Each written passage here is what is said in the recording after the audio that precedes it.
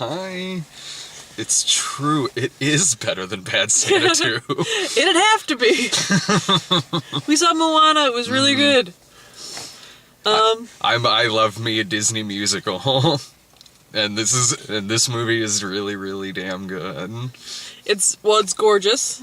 Oh God. It's really well written. The music is fantastic. Usually the Disney movie, there's at least one song where it's kind of like a weak link, and you kind of just bustle through it to get to the rest of the songs. This movie had none of those. They were all amazing. They were all hilarious. And the animation, before I get to the animation, it's almost slightly a miracle this movie is as great as it is, considering how I saw like 7 names on the end when they credited it to story or something like that, which can sometimes be a sign of like, ooh, it took 7 people to write this. One person to break it and 6 people to try to fix it. Yeah. But no, like in terms of the animation, like this is some of the best animation I've ever seen. Yeah. Like ever. Jackie Kashian's husband, I believe, says that you can tell what the animators are working on by the shorts that they put out. Yeah. And they put out that the lava one that made me cry, and the sandpiper one. So you could kind of tell that they're working on water, and they're working on sand, and they're working on giant people islands. So what are they working on next, considering that the short wonder. at the The short beginning was of like this? a dude, you could see the inside of his brain, so maybe they made it for Inside Out, but then we got around now to putting it out. It was like Osmosis Jones meets Orson Welles' The Trial. It was actually really good. It had kind of an 80s beat to it, too. Yeah, it was like you could see the inside of this guy, and it was like his brain, and they were all anthropomorphic, and his heart, and his lungs, and his stomach, and his bladder. And they were all just kind of like having a little drama inside, trying to figure out this guy's day and how he should comport himself. And it was playing out... It was playing out scenarios in which he would die, in which I guess there's only one person at his funeral, and it's a friar. I like the little scenarios, because it's like, man, that's how my brain works sometimes. It's like, well, if you did this, then this would happen, you'd die, and only one person would come to your funeral. Oh shit, yeah. But no, the lady wouldn't like her sunglasses, and then you run into a guy juggling chainsaws. Yeah. And that's just going through a walk in the park. No, the animation in this film is so good it's uncanny, honestly. Like, if I had taken my glasses off, 3D glasses in this, but even if I saw it in 2D, like, if I took either of my glasses off, it'd look pretty fucking real. Like, it's downright uncanny to the point to where I was also in my head like, I also do miss 2D animation. Because it's going to get to a point where you can't tell the difference between an animated film and a live action film. I tend to just disagree, just because this movie was completely gorgeous and they had down pat everything that they were animating, but I feel like you could definitely tell it was a computer animated movie. It didn't fall into that weird, creepy, trying to look real when it's not. Well, that's what I mean. Like, if I took my glasses off, there would be shots in this movie that would be a lot like that. And then Moana would show up with her big buggy eyes. Even then, I would just think, that's just a person with the crazy eyes. But, but it is true. Like, regardless of how great animation is going to get in great movies, there's always going to be Rock Dog. There's always going to be Norm of the North and the wildlife. True enough. And things like that. And like in movies like this, I mentioned her buggy eyes. It's going to get more and more realistic, but the ratios are probably going to stay the same. That Disney princess ratio. Yeah. And Moana is she's got a normal person body, and I really appreciate that. But she's still got her head is half eyeballs Disney ratio, and so I feel like if they got any more realistic with that, it would have creeped me right the fuck out. Well, at the same time, her hair is also wildly realistic. Yeah, her hair was fantastic. That was the movie is downright stunning, but beyond that, it's a funny movie. Like, it's got everything you'd expect to see in a movie like this, where it is funny. It does have the cry moments in it. It does have serious stuff. It does tug at the heart and all that. I cried 5 times. Like Disney movies like that do. But it also kind of has a lot of jokes in it about other tropes from other Disney films. Not that it's like knocking them by any means. It's just kind of having fun with it, where Dwayne Johnson says to her, like, you've got a red dress and you've got an animal sidekick. You're a princess. Or, like, it is a musical, and the songs are beautiful. They're either hilarious or just catchy, or they're perfect in the moments that they're in. But also you have jokes in it where... like, The Rock was like, if you break into song right now, I will punch you. Or the Crab, Jermaine Clement, who says, like, well, I can tell you my story, but I'm gonna do it in song. It's really funny. This movie has one of those amazing, like, Steel Magnolia moments where, like, it hits you at the end and you start crying, and then immediately something hilarious happens, so you're crying and also laughing, and I absolutely love it when a movie does that. Remember that part in Steel Magnolias where Julia Roberts' ghost came back when Dolly Parton was stranded out at sea? No, it's the end. It's Julia Roberts' funeral, and they'll picking on Huiza. It's a Steel Magnolias moment. Fuck you. I like Steel Magnolias. I haven't seen it in a long time. I remember enjoying that film. I think she was an idiot, but, you know, Julia Roberts' character. All dying and shit. Yeah. Spoiler. I did mention it was at her funeral. Maybe, like, she was faking her death as a tax dodge. Coming up next, Sarah spoils the 80s. It's gonna be a short show because I've only seen like 5 80s movies. Are they very spoiler heavy? Yes. Here's what I think of the ending of Beaches. Nope. So Try again. sad. Didn't everyone die at the end of Beaches? No, just Barbara Hershey. Because maybe I poorly spoil the end of 80s movies. Beaches, everybody dies. Oh no, you're thinking of the day after. Roadhouse. They're both the same. It turns out that he's a ghost. Roadhouse. It turns out he fights a guy who used to fuck guys like him in prison. Then he gets his throat ripped out. That's a classic. The only thing I know about that movie is because of when Andy recreated it in that episode of Parks and Rec. Yeah. That's classic Swayze.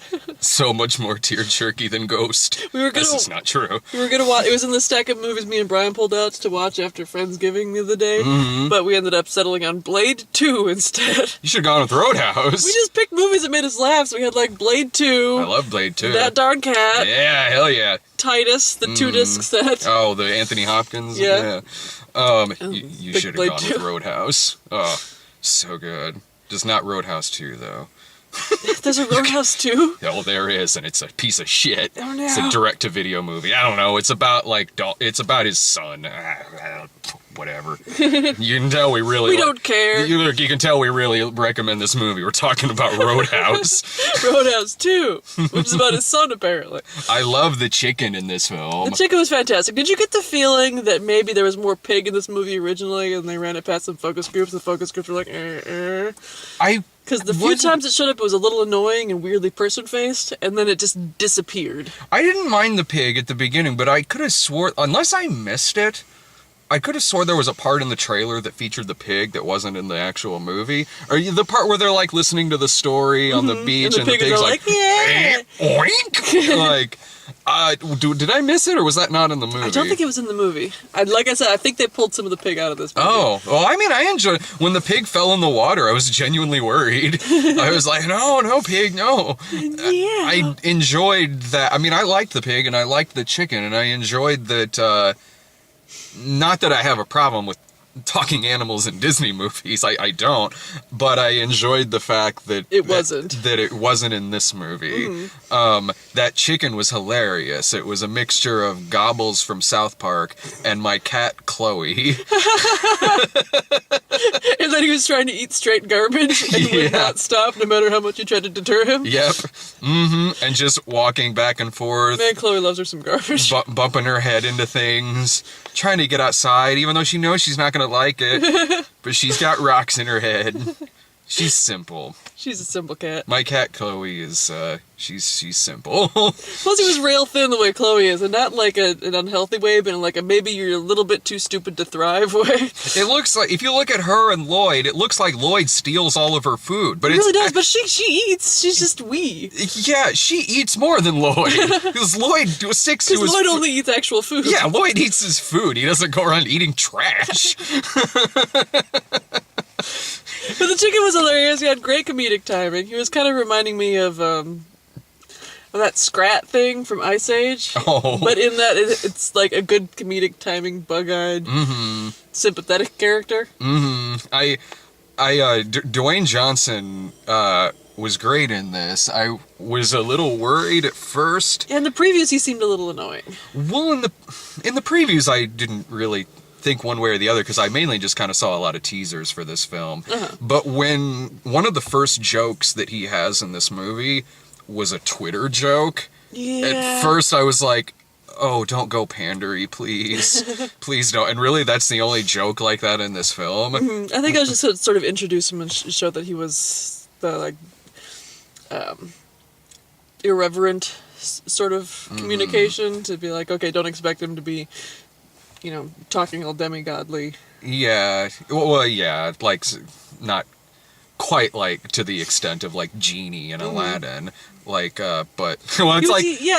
But that's a good example. Yeah, he broke the fourth wall a couple times. He does. There's a time where, like, because he walks past and notices the chicken, grabs the chicken, looks straight at the camera and goes, boat snack! And then just keeps walking. Yeah, it's a character like that. Not to the... I love Genie from Aladdin, but it doesn't go as far as, like, he turns into Rodney Dangerfield and he things doesn't like do that. No, in this, he's Manimal. Yeah, he does turn into a man shark at one point. I don't know why I was complaining about the prospect of a Manimal movie. It turns out it's amazing. You were complaining about the prospect? Yeah, because the rights to it got bought by Will Ferrell. And I don't like that. Well, Anchorman's good. No, Anchorman's good, but in Anchorman, he's not playing a character that was once played by Simon McCorkindale, who's a lot smoother than Will Ferrell. Yeah, but he is playing that sort of, like, smooth 70s man character. In a different way than... When I think... I have nothing against... I can't imagine he'll just reprise the role, but... Well, I don't even know if he's playing that part. I just know he picked up the rights to produce it, but... I have nothing against Manimal being turned into a comedy, because, I mean, come on. It's fairly comedic. Yeah, but I would prefer someone like John Hamm be playing Dr. Jonathan Chase than Will Ferrell and his man-child ass. But that's just me. Yeah, maybe he'll cast someone else, and John Hamm would be a good cast for it. John Hamm, Damian Lewis, I'll have to look at my notes. I have sketches. He's got a little notebook. Yeah. Manimal, if it were me. No, I don't want to. I'll be his black sidekick. But this movie is like, you cross Kubo and the Two Strings, a little bit of Lilo and Stitch, a little bit of Lord of the Rings. It had a lot of bit of Tangled in there. Was there a lot of Tangled in this? Yeah, well, it's got the same. It hits a lot of the same beats because it's the main character's a girl and she's sort of confined, and then she breaks out into the wide world and it's about her discovering who she is as a person. It's got even a sort of similar character model, but it was dissimilar enough to Tangled that I'm not mad about it. It just kind of... It was dissimilar to all those things to the point to where I wasn't mad about it. I never sat through this movie thinking like, seen it. You know, I never really sat through this movie like this. In fact, there was one thing about it where I was like, where I did think that, honestly, where I was like, I kind of wish it didn't do this trope, where it does the Han Solo thing, where he leaves and then comes back at the end. Yeah, you knew he was going to, though. It's still a Disney movie. Oh, yeah, this is the second time I've seen something like that this year. The other one was The Magnificent Seven. Well, Kubo and the Two Strings, that sort of happens as well. Did it? Did Matthew McConaughey do that? No, you know what? I'm getting that movie confused with this one, maybe. But I thought, didn't he die, but then he came back again? Yeah, okay, I think so. Yeah, we see a lot of movies. God damn it, Sarah's brain. No, I like, we loved Kubo and the Two Strings, but we see a lot of movies. So sometimes we have to think for a second about something we just saw. 6 months from now, we'll be like, was Moana the one with the lava monster at the end? Or was that Bad Santa 2? I can't remember. I wish Bad Santa 2 had a lava monster. Oh, then I would have been like, whoa, you turned yourself around at the end, movie. Did not see that coming. Have you never seen Tangled? Yeah, but I was drunk. Did I show you Tangled? We put on Tangled drunk one time. Okay, that makes... Because Tangled is one of my favorite... Like, my favorite Disney movies, like Tangled, Emperor's New Groove, Grey Mouse Detective. Dumbo. Hell yeah. Dumbo has not aged well, but I still love me some Dumbo. My favorites: Dumbo, Pinocchio, Lady and the Tramp, Robin Hood. You know, I've seen Lady and the Tramp, but I remember, like, fuck all about it, except for the spaghetti scene. What about the Siamese cats? I remember the Siamese cat because when I was real little, I had a keyboard that came with, like, a book that had, like, some really super random Disney songs in it, and for some reason it had the Siamese song in there, so I knew all the words to it. We had that song in one of our music books at school, in grade school, like one of those random books. Like, it wasn't sung quite so... Did you have to do it in the voices? Well, yeah. We are Siamese. If you please. Ding, ding, ding. No, the voices on the record weren't quite as... I mean, maybe a little. It was still the 80s after all, when at the same time... It was a different time, Heathcliff was on TV with the Siamese twins going, "Oh, Heathcliff!" Like, "You dishonor us, the Siamese twins." You don't remember that episode of Heathcliff? No, for sure don't. I didn't watch Heathcliff. I watched Garfield and Friends. I watched them both. I would watch It's like Twizzlers versus Red Vines. You gotta pick a side.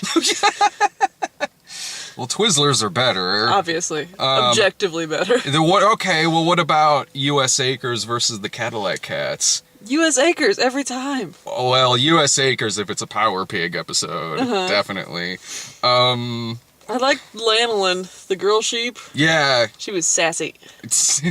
I liked, the duck's name was Wade, right? I can't remember. I liked his inner tube that had, like, different facial expressions on it. And, again, the Power Pig. Now, the Cadillac Cats are better if you're just baked out of your mind and want to see some 80s cats on roller skates rhyming with each other. I'll remember that. Will you? I won't be. What I like about the end with the lava monster in this is that, First of all, again, gorgeous. It's gorgeous and haunting. Fuck. But the way the lava monster is defeated is almost like it's begging movie cynics to hate this film. Why would movie cynics hate it? A movie where the lava monster and the monster is kind of like defeated through like song, which includes the power of love, and song like. Yeah, like that right there, like, can't you see the most cynical moviegoer in the world sitting through something like that and going, "Ugh, gag me." I can see the most cynical movie reviewer in the world saying, "Ugh, gag me," but then I can see the entire world turning to them as one and shouting, "It's a Disney movie!" No, I agree. I totally agree with you. It was like when we were watching Turtles 2 with Dave and he was complaining, like, "You can't live in a subway like that." I think he just does that to fuck with you sometimes. He does. He was enjoying that shit. The thing is, it wasn't just the power of love, it's the power of, like self-knowledge and mindfulness. No, actually, no, I agree with you. It was an overrunning theme of the movie. It wasn't like they all of a sudden just, like, dropped off a cliff into the pool of sentimentality. No, it was something not at they all. were building to, and it made sense when it happened. No, I completely agree. But I could also see some stereotypical, really bitter moviegoers who jerk off to everything wrong with in 10 minutes. Sitting through something like that and should have going ended like Beauty and the Beast, where the lava monster like fell off and hung itself by accident. No, that was Tarzan. Oh, I was thinking like, didn't Gaston die? Gaston got chucked off the damn building at the thing. Yeah, fuck yeah. Yeah. No, and like it was when that happens in this film, when the sea parts and everything, it is chilling, like chills go up because they do slow motion in there, and again, the animation and everything is flat out gorgeous. The water animation alone. The water is a character in this film, which is amazing. It's a character, and it's a likable character, too. Because, like, at the end, when I was getting annoyed with that chicken for falling off of the boat every time, and just, like, picked it up and threw it. Fucking chicken! Yeah. And the chicken does live at the end, so that was nice. And, yeah, like you were saying, the ending is just... It's paced so well, and it goes into slow motion, and you're kind of having a dawning realization with her, and the music fits so well. It was Lin-Manuel Miranda and some other dude who didn't write Hamilton, so I don't know his name. Did all the music for it, and Bryan Adams. I was watching the credits, Michael something. 'Cause I wanted to see how many of the songs he actually wrote, and it was pretty much all the ones that were in English, and all the Hawaiian ones were written by a Hawaiian fella. Oh, okay. Well, I saw for score, Mark Mancina's name was on there. Maybe that's who it was. And I was like, he did the music for Speed. Did he? And Bad Boys. And The Rock. Sweet. The Rock was in this movie. The actor, not a physical copy of the movie The Rock. My brain can't tell the difference. This is how I have conversations. Welcome to The Rock. Yeah, you remember the part in the movie where Maui turns to her and says, "Winners go home and fuck the prom queen." Moana's like, "I married the prom queen." I could have swore I've heard that before. In a movie that's far different than this. Far different. It's you. You're the Rocket Man. I love that fucking movie. Ugh. So good. We're doing such a good job of staying on track this time, you guys. Better than other times. Like, I'm pretty sure we only talked about Guardians of the Galaxy for 5 seconds. It was good. Go see it. Anyway, The Rock. Anyway, as I what was if he saying... had said he was familiar with Elton John's The Rocket Man? What would his next line have been? I didn't think this far ahead. Pachoo! He puts the poison thing... Or no, he jumps in front of the rocket himself. It's me. I'm the Rocket Man. I guess I'm the Rocket Man. Oh, so good. I'm the man now, dog. No, that's Finding Forrester. Nope, that's what my brain works. Another great movie. One Sean Connery movie is all Sean Connery movies. I don't know. Zardoz is a little different than Sir Billy. Nope, same movie. Same right. As far as my brain's concerned, it's the same movie. Moana, go see it. I'm probably gonna highly recommend. I'm probably gonna take Dave to go see it in theaters because I think that he'll really like it. I was at the bathroom for some of the previews, but I walked in during Smurfs Lost Village, which I've never seen the other Smurfs movie, but this one looks fine. It looks funny. This one seems like it's being made with the idea that you don't have to see the other two. Probably because the other two are not very good. No, I mean, what I like about I don't know if it'll be any good, but like what I at least like about it is, at least it's like we found a portal and now we're going to New York City to hang out with Neil Patrick Harris for 90 minutes. Like at least... Seems like this one is just all in Smurf Town. Well, yeah, which is what it always should have been. Like, so I don't know if it'll be good or not. But we'll have to see terrifying Hank Azaria and Gargamel makeup. yeah, damn. And that was one of the highlights of those movies. I've never seen these movies, and I'm still terrified by the prospect of Hank Azaria and Gargamel makeup. Hidden Figures, which is the black ladies working at NASA. Yeah. We've seen most of these already. Yeah. Born in China. Oh, the Baby Monkey movie. Yeah, it's one of the Disney. I heard you guys giggling about something over it. I can't remember what was it. I think.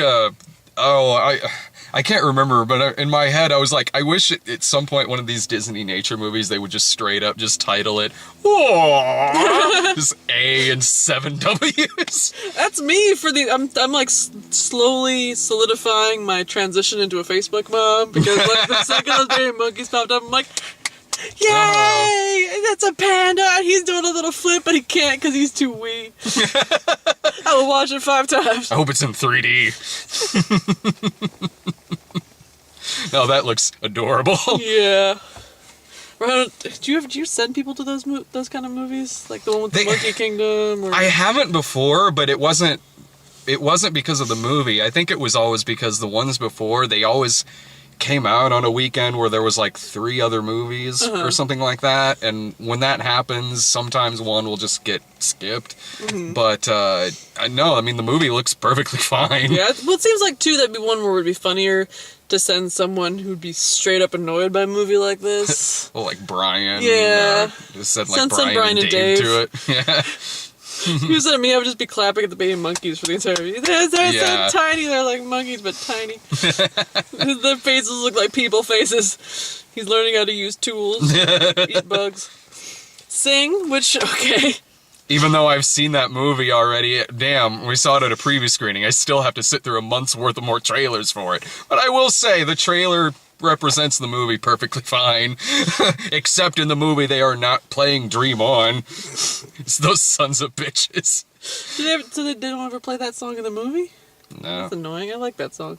I like the Aerosmith version. I will tell there's a poster out front for Sing, and I only noticed this time in the background, there's kind of like albums arranged behind I think it's the elephant character. Then they're all kind of plays on actual albums, and says one's like Baboon 5. And my favorite's on the corner, it says No Trout, and it's kind of styled against the No Doubt Tragic Kingdom album cover. It's got a picture of like a fish in a pinup costume, and it made me laugh, so I took a picture that said to Dave, and he's responding with, no!